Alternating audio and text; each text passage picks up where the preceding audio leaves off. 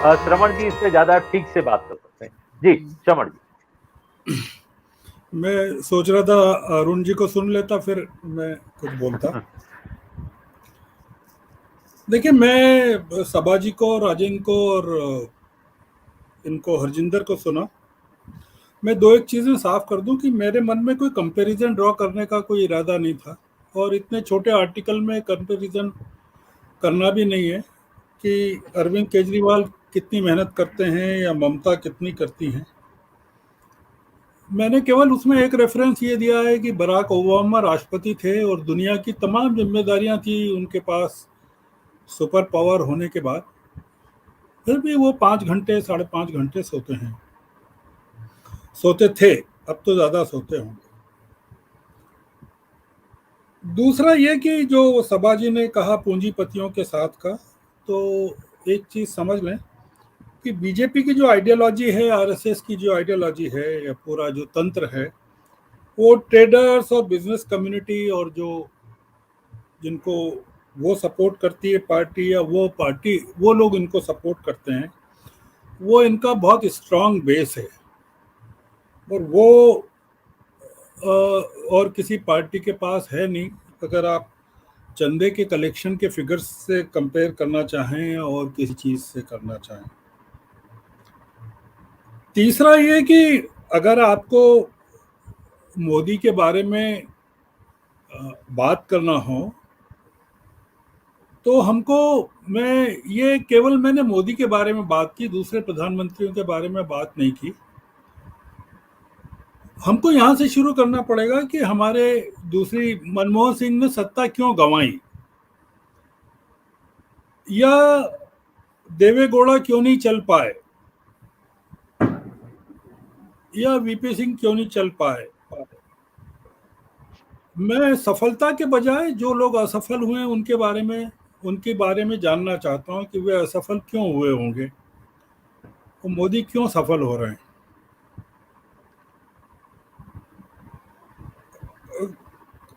सवाल जागने और नींद का नहीं है।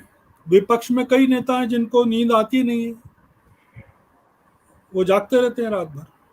तो मैं उसका क्या करूं? मतलब मैं वो कोई देश का काम कर रहे हों या पार्टी का काम कर रहे हों, सवाल जागने का नहीं है।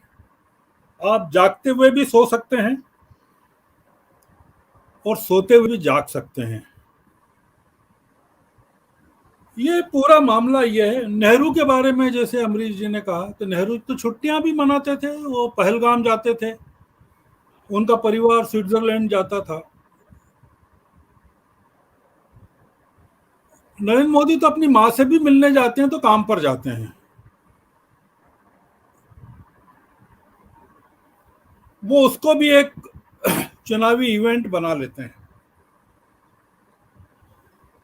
देखिए, इस आलेख का जो पूरा जो फोकस है वो नरेंद्र मोदी है, कोई कंपेरिजन्स नहीं है। मैं उनको ऑब्जर्व कर रहा हूँ 2002 से, चूक जब मैं था गुजरात से, तब से ऑब्जर्व कर रहा हूँ। वहीं रहता था, मैं काम करता था, तब से देख रहा हूँ। तो एज ए पर्सन मैंने उन पर फोकस किया है, और गुजरात के पर्सपेक्टिव में उनको इवेल्युएट किया है, उनकी सफलता को। आप उनसे असहमत हो सकते हैं, और मैं कोई उनकी आइडियोलॉजी को सब्सक्राइब नहीं करता हूं। मैं केवल ये देखता हूं कि उनकी तुलना में विपक्ष क्या कर रहा है। आपने सवाल पूछा कि उत्तर प्रदेश में क्या सफलता का श्रेय आप मोदी को ही देना चाहते हैं, तो मैं आपसे जानना चाहता हूं कि उनकी सफलता का, उत्तर प्रदेश में बीजेपी की सफलता का श्रेय आप किसे देना चाहती हैं, या आप किसको देना चाहेंगी? आपका क्या मानना है कि क्यों सफल हुए होंगे? इसमें मैंने जो फोकस किया है वो ये कहा है कि एक देश में भय है विपक्ष में, और वो बहुत जेन्युइन भय है। और मेरे मन में भी है कि आने वाले 25 सालों तक नरेंद्र मोदी को कोई हिला नहीं पाएगा। राज्यों में हुकूमतें बदल जाएंगी, उसके बाद भी केंद्र में मोदी को हिलाना थोड़ा मुश्किल रहेगा। ये मैंने उसमें फोकस किया है। और मैं उसमें संशोधन के लिए भी तैयार हूं कि नहीं, आप गलत कह रहे हैं, आप लोगों को डरा रहे हैं।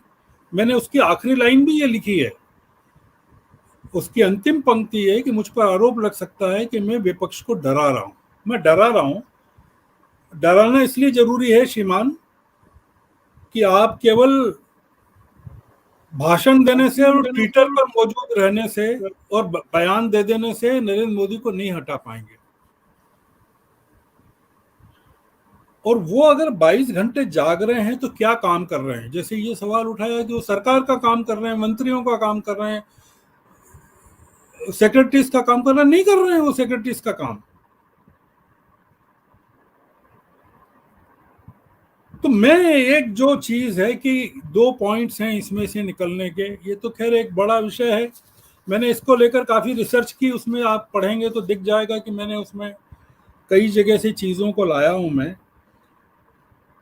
कि जो राजनेता है वो 2 तरह से मेहनत करता है। एक तो असुरक्षा के भाव से, कि उसको लगता है कि कुर्सी अब जाने वाली है, इसलिए वो रात भर जगता रहता है। और एक वो ऐसी स्थिति से करता है कि अपनी पोजीशन को लगातार कंसोलिडेट करता जाता है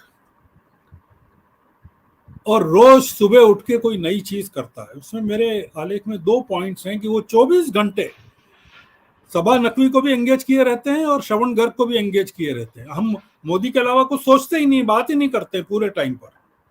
क्या कारण है? ये देश मोदी के अलावा किसी चीज पर बात क्यों नहीं करता है? क्या नेहरू के बारे में करते थे इससे, या इंदिरा गांधी के बारे में? मुझे याद नहीं है, क्योंकि मैं नेहरू को जानता हूं, देखा है मैंने नेहरू को, उनके साथ खड़ा हुआ हूं मैं,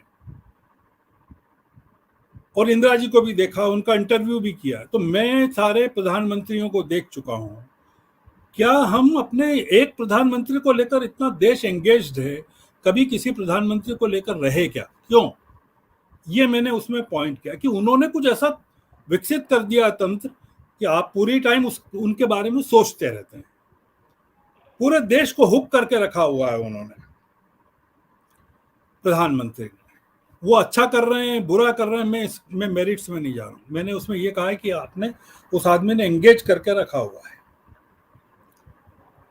दूसरा ये कि वो उनके पास है कि वो 2047 तक का तो उनके पास ब्लूप्रिंट है कि वो सत्ता में रहेंगे। विपक्ष के पास क्या है, जनता के पास क्या है? तो ये एक अलार्म है कि हम जो केवल मोदी बेशिंग में लगे रहते हैं, आलोचना करते रहते हैं, आइडियोलॉजिकली करना चाहिए, हम उसके लिए एंटाइटल्ड हैं करने के लिए, पर उसने आपको झटका और हलाल में बिजी कर दिया है। उसने आपको हिजाब में बिजी कर दिया है मोदी ने।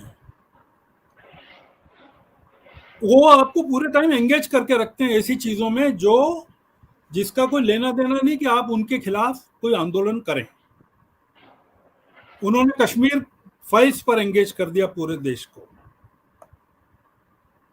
मेरा केवल उसमें एक आर्गुमेंट ये है कि हम चीजों को समझ नहीं पा रहे हैं। मैंने शुरू यहीं से किया कि हमको, और दुनिया के किसी और देश में नहीं है ऐसा, और हो सकता है कि 5 साल बाद जब हम बैठें तब यही बात करें, सभा नकवी यही कहें, मुझसे पूछें जो सवाल अभी पूछ रही हैं मोदी को लेकर।